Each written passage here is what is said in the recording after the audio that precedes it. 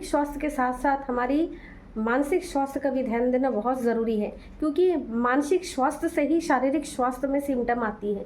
जो भी चीज़ें आप सोचते हो, करते हो, ओवर थिंकिंग हो, चाहे एंजाइटी हो, चाहे पास्ट की चीज़ें हो, चाहे कोई डर हो, चाहे कोई ईर्ष्या हो, चाहे कोई जलन हो, चाहे कोई अपराध बोध हो या भविष्य की चिंता हो, ये सारे चीज़ या कोई ऐसा पैटर्न हो जो आप बदलना चाहते हो लेकिन आप बदल नहीं पा रहे हो। कई बार हमारे जीवन में ऐसे टॉक्सिक रिश्ते भी होते हैं, नार्सिसिस्ट लोग भी होते हैं हमारे लाइफ में, जिसे हम चाहते हुए भी नहीं छोड़ सकते हैं। उनके साथ रहना पड़ता है, जीना पड़ता है, क्योंकि वो हमारे परिवार का हिस्सा होता है, अहम भूमिका वो होता है। तो कहीं ना कहीं बहुत सारे मजबूरियाँ भी होती है जिसके लिए उस रिलेशनशिप को हम चला रहे होते हैं। ऐसे आप सोचिए कि आपके साथ ऐसा कुछ होने वाला है क्या। इससे पहले आप ये रिपोर्ट देखिए जो अभी स्क्रीन पर है, इसको देखिए और मैं मतलब इसको मोटा मोटा जो है इसको देखिए, और अभी मैं इसके डेप्थ में अगर जाऊंगी तो इसमें पूरा पूरा सारा का सारा रिपोर्ट इसमें दिया हुआ है।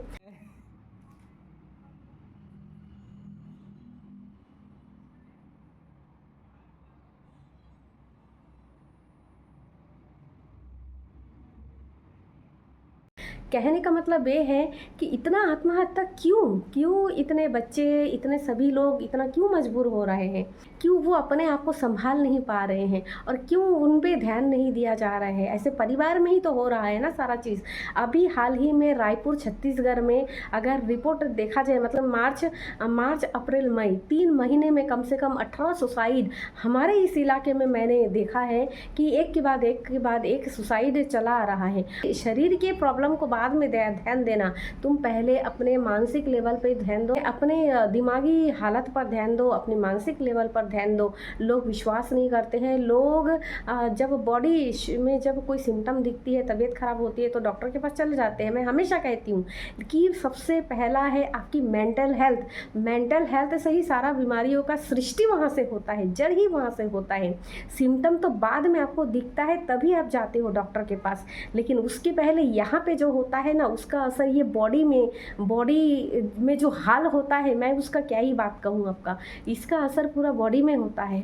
और बॉडी ही हमारे शरीर उसी के हिसाब से वो सारा चीज़ वो मैनेज करता है अपने आप को, उसी के अनुसार वो केमिकल रिलीज करती है। तो दोस्तों, अगर आपके आसपास में, आपके परिवार में कोई भी ऐसे व्यक्ति हो जो कि बहुत डिप्रेशन में हो, जो कि ज़्यादा बात नहीं कर रहे हो, देखिए उनको बचाना बहुत ज़रूरी है। उनसे बात कीजिए, क्या है उसके मन में जानिए, अकेला मत छोड़िए। सबसे पहला मैं अगर एक बात कहूँ, जनवरी के लास्ट से लेकर के जून के 15 जून तक, मतलब 15 जून तक के ये मौसम और ये माहौल और ये जो चीज़ें हैं, ये जो समय है, ये इतना खतरनाक होता है कि इस समय गर्मी आने वाला होता है। गर्मी की प्रभाव लोगों के ऊपर में होता है। पेपर होती है, एग्ज़ाम होती है, एग्ज़ाम के रिज़ल्ट आते हैं। ज़्यादातर जो सुसाइड का मामला है वो आप देखिएगा कि इस महीने में ही ज़्यादा होता है। मार्च से लेकर के मई महीने तक ही ज़्यादा सुसाइड होता है, और इसके बहुत सारा कारण है। पहले तो स्कूल की बच्चे, कॉलेज के बच्चे और जो टफ एग्ज़ाम होते हैं वो स्टूडेंट भी इसके अंदर इंक्लूडेड है, क्योंकि वो एक तो वो अपना पढ़ाई, अपना मेहनत, अपना पैसा, अपने पेरेंट्स की जो आशाएं हैं वो सारा उसमें झोंक देते हैं। उसके बाद कहीं पे पेपर लीक हो रहा है तो कहीं पे फेल हो रहा है। अभी हाल ही में, आज ही मैं पेपर में पढ़ रही थी, एक बच्चे वो 12th में 3 बार फेल हो गया, इसलिए वो क्या किया, सुसाइड कर लिए। अरे भाई, तो ये जो मामला है ना, इसलिए ज़्यादा जो समय है, ये जो जनवरी के लास्ट से लेकर के जून के जो 15 तारीख है ना, इसके अंदर जो सुसाइड का जो पैमाना है ना वो ज़्यादा है, उसकी दरें ज़्यादा होती हैं। उसके बाद आइए कि और एक नज़रिया मैं आपको ले चलती हूँ, और एक मेरे नज़र से अगर देखेंगे कि अप्रैल, मई और जून, ये 3 महीना इतनी गर्मी होते हैं कि ज़्यादातर लोग जो होते हैं अकेले में होते हैं। 11 बजे से लेकर के जो 5 बजे का समय है ना, ये बहुत ही गंभीर समय होता है। इसको समझने की ज़रूरत है, क्योंकि उस समय ज़्यादातर लोग अकेले होते हैं। और जब भी, क्योंकि गर्मी है तो थोड़ा बहुत ज़्यादा लोग गर्मी के कारण थोड़ा काम में भी डिले कर जाते हैं, या तो काम में जाते हैं तो अच्छा है कि वो 2-4 लोगों से रूबरू हो जाते हैं, या अकेले कोई ऑफिस में जाना होगा, या कोई ऐसा बंदा, ज़्यादातर देखा जाता है कि वो व्यक्ति का ही सुसाइड कर रहा होता है वो व्यक्ति जो कि बाहर जाके लोगों के साथ काम नहीं करते हैं, वो घर में रहते हैं, उसका कमाई का सोर्स अलग है, चलो आ रहे हैं पैसे, लेकिन वो ज़्यादातर अकेले घर में अकेलापन के शिकार होते हैं। वो किसी से बात नहीं कर सकते, या तो बात करने से कतराते हैं, या तो अपने परिवार की जो इज्जत है या सम्मान है उसके खातिर भी कई बुज़ुर्ग चुप रह जाते हैं, कई ऐसा लोग चुप हो जाते हैं।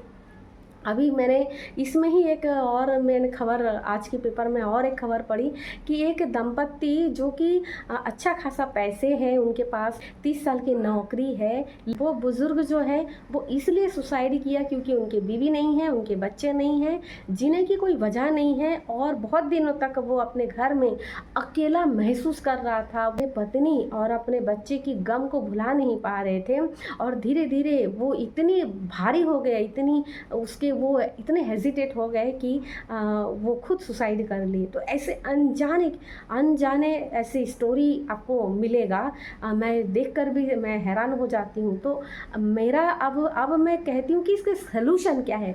सलूशन पे बहुत इसमें ध्यान देना ज़रूरी है, क्योंकि अगर आपके घर में भी ऐसे बच्चे हैं या ऐसे कोई महिला है जो बहुत ही एंजाइटी और बहुत ही अकेलापन बहुत कम बोल रहा है या बहुत कम बोल रही है या ज़्यादातर अकेले रहना पड़ रहा है, तो उसको अकेला मत छोड़िए। सबसे पहले कि उनके साथ अच्छा बिहेवियर देखिए।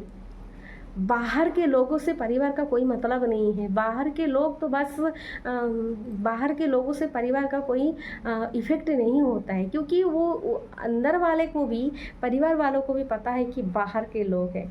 देखिए, परिवार में अगर 4 व्यक्ति एक जगह रह रहे हैं, पता है कि झगड़ा या लड़ाइयाँ या मनमुटाव होती है, लेकिन उन्हें मनाना, उनको अकेला ना छोड़ना, उनके सेहत की ध्यान रखना, उनके साथ बात करना, ये तो हमारे हाथ में है ना। तो जो चीज़ हमारे हाथ में है वो तो हम कर सकते हैं ना।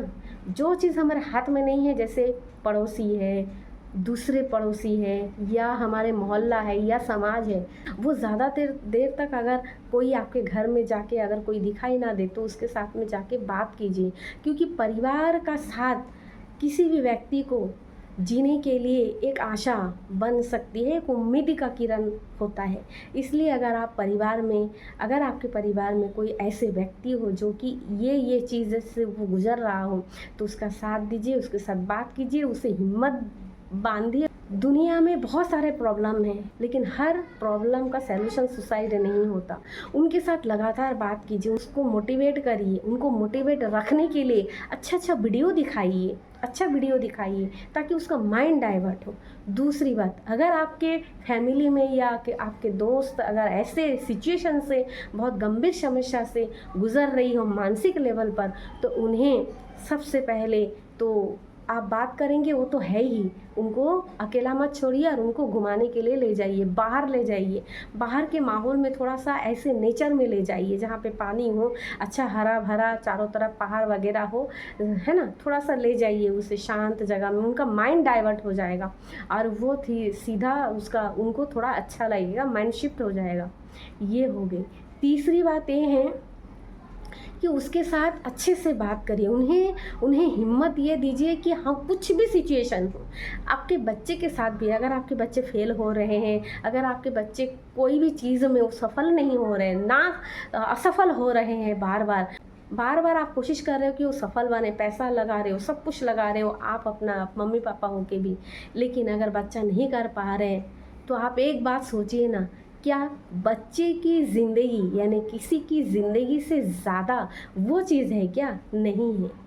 आप बच्चे को बस ये हिम्मत दीजिए कि तू कुछ भी करेगा ना, तू रोड में अगर चाय भी बेचेगा ना, तो मैं तेरे साथ हूँ, उसमें मुझे कोई खेद नहीं है या मुझे कोई दुख नहीं है कि मेरा बेटा या मेरा बेटी क्या कर रहा है। तो कुछ भी करेगा, उसके साथ, उस चीज़ के साथ मैं हूँ। अगर तू असफल भी हो रहा है ना बार बार, कोई बात नहीं, तू सबसे इम्पोर्टेंट है मेरे लिए, तेरी ज़िंदगी इम्पोर्टेंट है मेरे लिए। आप उससे जब इस तरह से बात करते हैं ना, तो उसको एक हिम्मत मिलती है अंदर से और उसे जीने के लिए एक उम्मीद मिलती है वहाँ से। ऐसे करके हम किसी भी ऐसे व्यक्ति जो सुसाइड का ख्याल आ रहा है उसे हम बचा सकते हैं। और इसके लिए मैं सेशन भी लेती हूँ, पूरी तरीके से फ्री सेशन है। मैं उसके लिए फ्री में काउंसलिंग भी दे दूँगी। समाज क्या कहेंगे उसका चिंता अगर छोड़ करके हम अपने घर वाले के ऊपर में ध्यान दें। और ऐसे कई लोग होंगे जो बहुत हंसमुख, बहुत हंसते थे, लेकिन अचानक से उसकी हंसी क्या हो गई, चुप हो गई। अचानक से उसका हंसी पता नहीं ऐसे ही वो गुमसुम हो गई, उसकी चेहरे पे हंसी नहीं है। हज़ारों मुस्कुराहट की बातें कर लो, पर वो जो चेहरे से मुस्कुराहट है ना, वो छीन ली गई है, या कहीं ना कहीं उसकी आइडेंटिटी छीन ली गई है। तो ऐसे करके लोग क्या सोचते हैं कि बस अब तो मैं असफल हूँ, मुझे कोई पसंद नहीं कर रहा है, मुझे प्यार नहीं मिल रहा है, या तो मैं बार बार फेल हो रहा हूँ, या तो मैं इसके लायक ही नहीं हूँ। यानी गिल्ट महसूस करना, खुद को अयोग्यता महसूस करना। इसी के चलते लोगों को और कुछ नहीं मिलता है, वो सुसाइड कर लेते हैं। बहुत सारे प्रॉब्लम है। अभी हाल ही में रायपुर शहर में भी एक बंदा है जो कि मेरा पहचान का है। उनके बेटे भी 10वीं में पेपर दिया और 10वीं पेपर में वो बार बार असफल हो रहे थे। बार बार टीचर के द्वारा उसे प्रताड़ित किया जा रहा था, उसे हीन दृष्टि से देखा जा रहा था, उसे कुछ बोल रहे थे, जिसके कारण वो तंग आकर जो 16-17 साल का बच्चा है उसने भी सुसाइड कर लिया। इकलौता, अपनी माँ बाप का इकलौता संतान है। आज वो इतनी रोती है उसकी मम्मी। उनके पापा उस बच्चे का पिताजी नहीं है, सिंगल मदर, उनकी माता, उसकी मम्मी अकेले उसको पाल पोस के बड़ा की है। लेकिन उसने एक रत्ती भर भी नहीं सोचा उसके मम्मी के लिए कि अगर मुझे कुछ हो गया तो मेरे माँ का क्या होगा। तो बहुत सारे प्रॉब्लम है, हर प्रॉब्लम का सलूशन है। तो हम अपनी समझदारी से उन सुसाइड को रोक सकते हैं जो कि ऐसे कदम उठा रहे हैं, खुद की ज़िंदगी के साथ खिलवाड़ कर रहे हैं। सुसाइड करना कोई हल नहीं है। हालांकि बहुत प्रेशर होता है, कई बार फेल होते हैं, कई बार हमें नाकामी मिलती है, कई बार हमें अयोग्य साबित करके हम साबित हो जाते हैं। लेकिन इसका मतलब ये नहीं है कि हम अपनी जान ही गंवा दें। इस दुनिया में अगर जन्म लेते हैं ना तो हल है, बहुत आसान है ज़िंदगी। अगर आप बहुत सारे एक्सपेक्टेशन अपने अंदर से छोड़ दो, बहुत सारी उम्मीदें छोड़ दो ना, तो ज़िंदगी बहुत आसान है। बहुत, 2 वक्त की रोटी खाकर भी आप खुशी खुशी रह सकते हैं। लेकिन मैं एक और बात मैं कहना चाहती हूँ कि अपने बच्चों से उतना उम्मीद मत पालिए कि वो प्रेशर में आ जाए। ठीक है, आप उम्मीद कर रहे हो, जितना आप कोशिश कर रहे हो आप उसके लिए कर रहे हो, लेकिन ज़्यादा उम्मीद मत पालिए कि वो ऐसा करेगा। मैं ऐसा नहीं बन पाया तो वो ऐसा करेगा। क्यों भाई, क्यों ऐसे बनेगा? वो आया है इस दुनिया में, उसकी कुछ अलग क्वालिटी है, सबके अंदर एक अलग क्वालिटी है, वो अपने हिसाब से जिएगा। सबकी अपनी स्वतंत्रता होनी चाहिए, सब अपनी स्वतंत्रता के हिसाब से जिएंगे। हाँ, हम मम्मी पापा सिर्फ एक ज़रिया है, एक माध्यम है इस दुनिया में उस बच्चे को लाने का। लेकिन अगर हम अपनी चीज़ें उस पर थोपे तो ये गलत है। तो हो सकता है मेरी इस बातों से आप मम्मी पापा या कोई ऐसे व्यक्ति आप नाराज़ हो रहे होंगे, या आपको पता नहीं क्या आप फील कर रहे होंगे। लेकिन मैं ये चाहती हूँ कि प्लीज़ सुसाइड को रखिए, अपने बच्चों को बचाइए, अपने फैमिली में अगर कोई स्त्री महिला अगर ऐसे है तो उसे बचाइए। ज़्यादातर प्रॉब्लम जो है महिलाओं के साथ हो रही है, क्योंकि महिलाएं बाहर जाके चीज़ों को बोल नहीं पाते हैं, उसके अंदर बहुत सारा डर रहता है। ससुराल के मान सम्मान का डर है, लोगों को वो बोल नहीं सकता, या उसके कोई दोस्त नहीं है। लेकिन लड़कों में थोड़ा सा कम है, क्योंकि लड़के बाहर जाते हैं, सबसे बात करते हैं, तो ये चीज़ उसके अंदर कम है। तो मैं आशा करती हूँ कि ये वीडियो मेरा बहुत काम की वीडियो है। आज मैं आपको नहीं बोलूँगी कि वीडियो लाइक और शेयर कीजिए, मैं पूरी तरीके से इस वीडियो को मैं आपके ऊपर छोड़ती हूँ कि इस वीडियो को लाइक करेंगे या शेयर करेंगे, ये पूरी तरह से आपकी जिम्मेदारी है। अगर आप किसी की जीवन बचा सकते हैं तो इससे बड़ा चीज़ मुझे नहीं लगता कोई और चीज़ है ना। तो आप समझदार हैं, इस वीडियो के साथ क्या करना है ये मैं आप पे छोड़ती हूँ। धन्यवाद।